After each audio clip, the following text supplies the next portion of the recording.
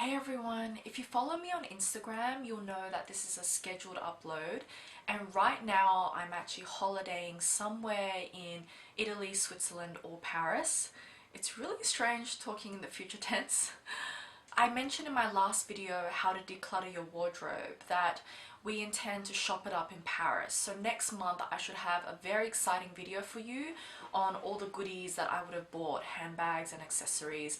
I've been saving up all year for this moment. From earlier feedback I received, it was pretty clear that my subscribers wanted to hear about pearls. So today is time for that. Everywhere I look, I feel that pearls are being revived, and I googled this, and there's even articles dating back to 2014 identifying this trend. So pearls are no longer seen as dated, they're classic, elegant, and apparently they're more popular among the younger generation than diamonds are.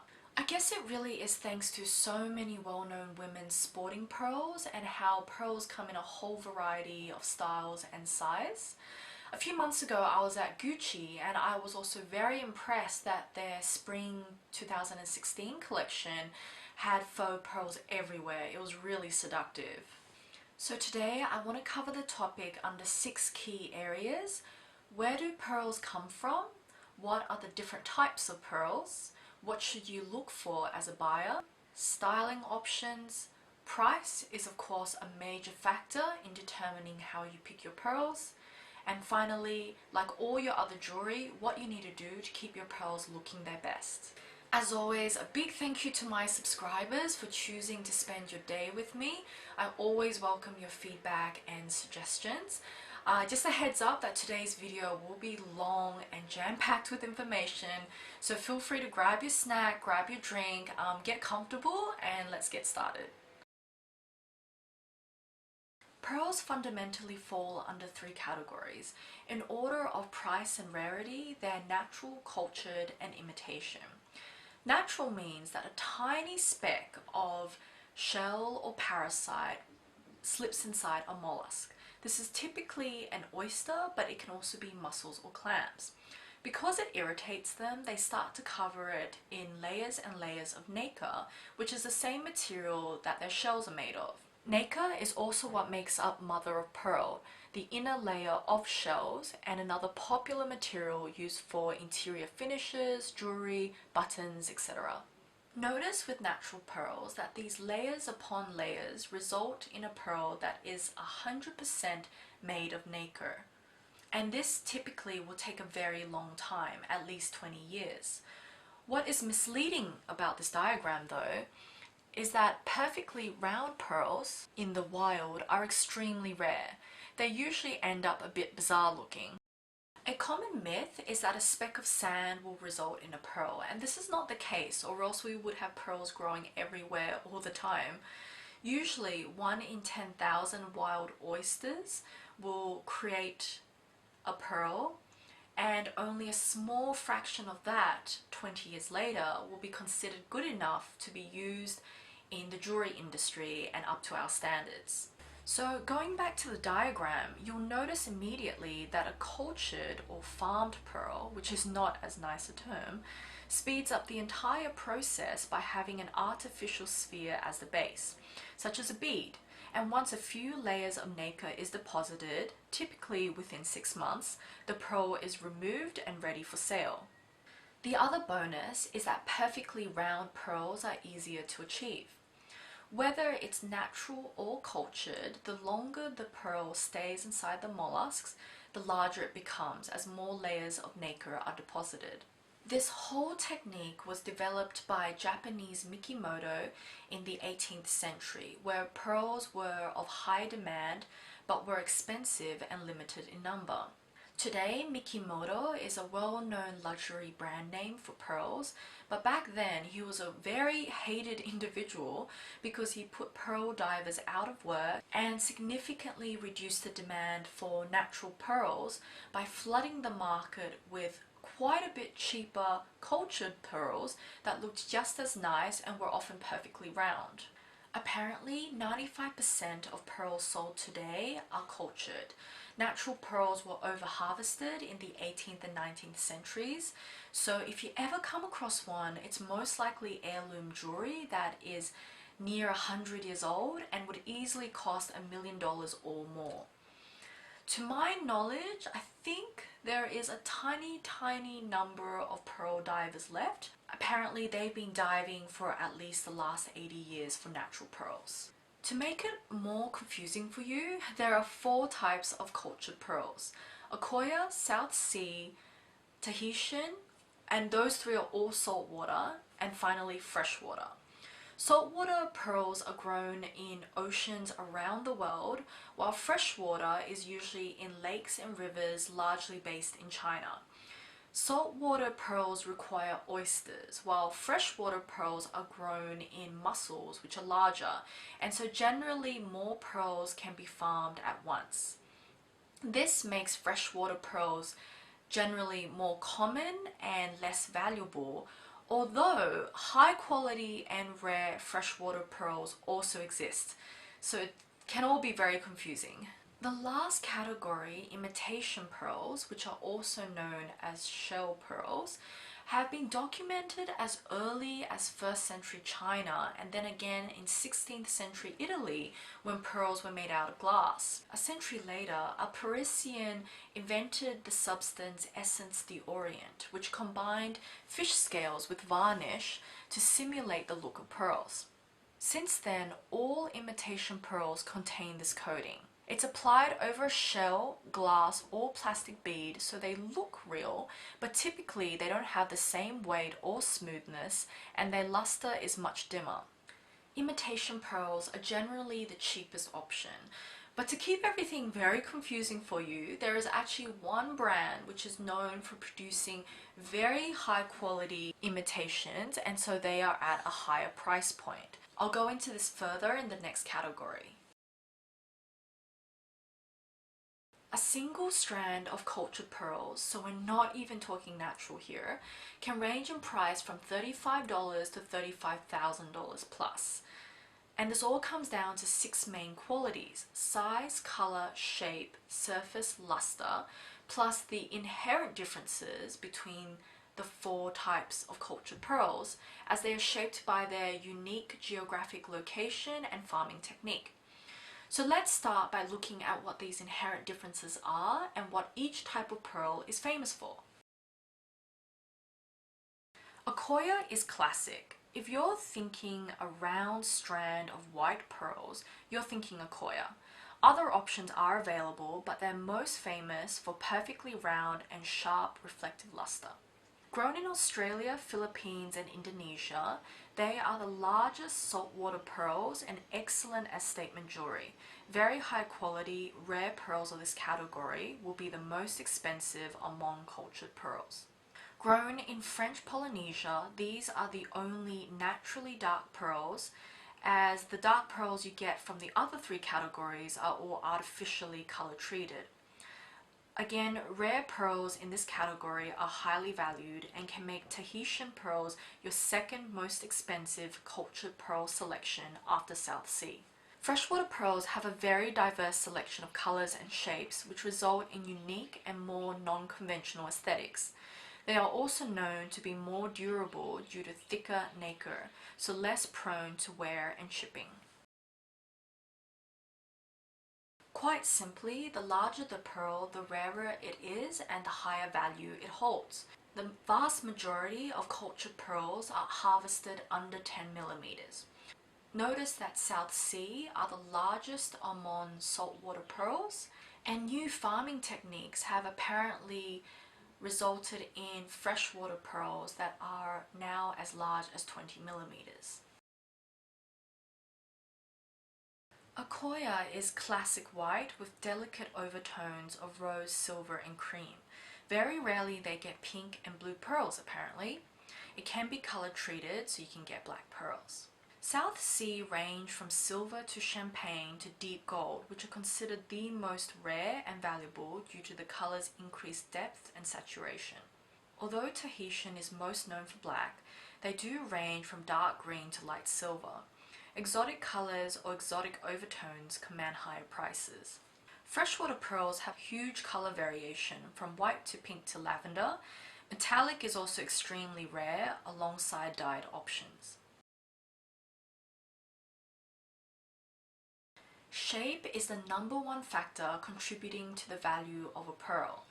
Generally, round pearls demand the highest price, especially if they are difficult to achieve in categories such as South Sea pearls. Although Baroque pearls are also valuable and graded upon their symmetry. Akoya is typically perfectly round, although they do have other options. South Sea is round, near round, and Baroque. Tahitian is generally the same as South Sea. And freshwater have all the options from above, alongside a shape code button.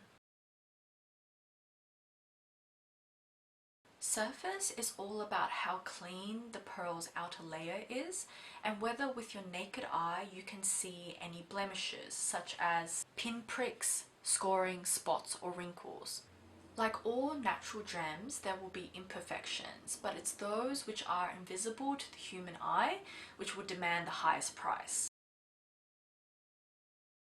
High luster is what pearl buyers look for, an almost mirror-like reflection of light so that the pearls look bright and crisp. High luster depends on a high-quality surface and would demand a higher price. Akoya in particular is well known for its superior luster. Just quickly before we look at pearl grading, I thought I'll mention the high-quality imitation pearl provider Majorica.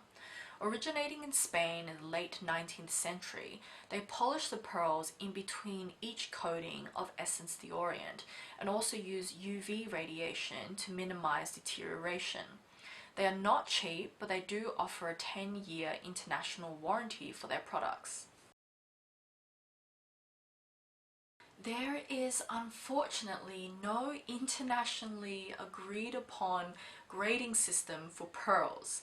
So as a buyer, and depending on what part of the world you're in, you could come across a whole range of different systems. The AAA, the A quadruple A, the AAA plus, etc. Apparently the AAA system is most commonly used for Akoya and freshwater pearls. South Sea and Tahitian are usually graded under the A to D system, which is popular with farmers. Pearl suppliers will generally be able to convert a ranking system from one to the other to make it easier for you as the consumer to compare apples with apples. Pearls are graded according to 7 factors which we have already covered. It's whether the pearl is natural cultured, its size, shape, surface, color, luster and matching. Just note here that with natural pearls, instead of grading them according to their size, it's according to their weight. The price can be as high as $40 to $100 per 200 milligrams. In terms of matching, it means that in a jewelry piece where there is more than one pearl involved, the difference between adjacent pearls has to be minuscule and invisible to the naked eye. For example, with Akoya pearl earrings, they require that the difference between the pearls are less than 0.15 millimeters. So to give you an idea, in 2015 I purchased an Australian South Sea pearl which had apparently cultivated for 3 years inside an oyster. The seller converted it from the A to D grading system into an AAA. The pearl was rated AA for $450, which is apparently a $500 saving compared to me going to retail because I went to a pearl supplier. I decided to sacrifice the surface and luster because I'm wearing the pearl on my hand, so it is more exposed to contaminants and I didn't want to be too precious about the pearl condition. As I mentioned in my designer jewelry collection review video, I have had a mini pearl obsession for many years, and so I currently own a triple strand necklace, a single strand, rope length, and pearl look earrings and rings. So across this whole category, I own freshwater, imitation, and cultured pearls. There are so many ways to wear pearls according to your style. These images are just the tip of the iceberg and I feel like it actually deserves a whole video on its own. Also, in my top 5 designer items video, I did show 10 different looks that I could achieve with a single rope length pearl necklace. So again, these are just a few ideas out of many different looks. No matter what length or type of pearl necklace or bracelet that you buy, make sure that it is knotted between each and every pearl. This ensures that if the clasp were ever to snap, only the 2 adjacent pearls would fall rather than the entire chain being undone. The knots also protect the pearls from being damaged when they rub against each other. As always, your final decision comes down to price, and I hope it's clear from what I've mentioned earlier that price is determined by whether your pearls are saltwater or freshwater, how many pearls are in the jewelry piece, how well the pearls match in your jewelry piece, and when it comes down to the individual pearls, it's their color, size, shape, surface, and luster. For my budget, I've been more comfortable purchasing high quality, larger saltwater pearls when it's a small statement jewelry piece, such as my ring, and I switched to more affordable freshwater pricing when many pearls are involved, such as my rope length pearl necklace. As a result, this entire 100 inches chain only cost me $450, the same price as a single large South Sea pearl. It's interesting how brand names can significantly distort the cost and value of pearls. For example, my Tiffany & Co 1920 collection ring features tiny 3mm freshwater pearls, and even though there is onyx and sterling silver, I'm absolutely certain the price tag of 1,050 Australian dollars is much more inflated than what the materials here are actually worth.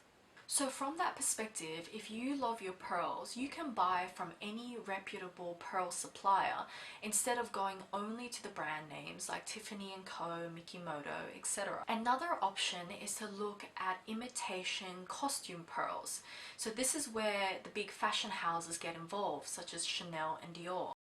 My Lanvin ring is an example of faux pearls and cost me $350. My vintage Chanel earrings sent me back $220, and my Dior earrings cost me $400. If you're interested in my purchase story for these items and how I got them discounted, it's all in my designer jewelry collection review video, alongside my video on how to bargain hunt and how to get items for cheaper.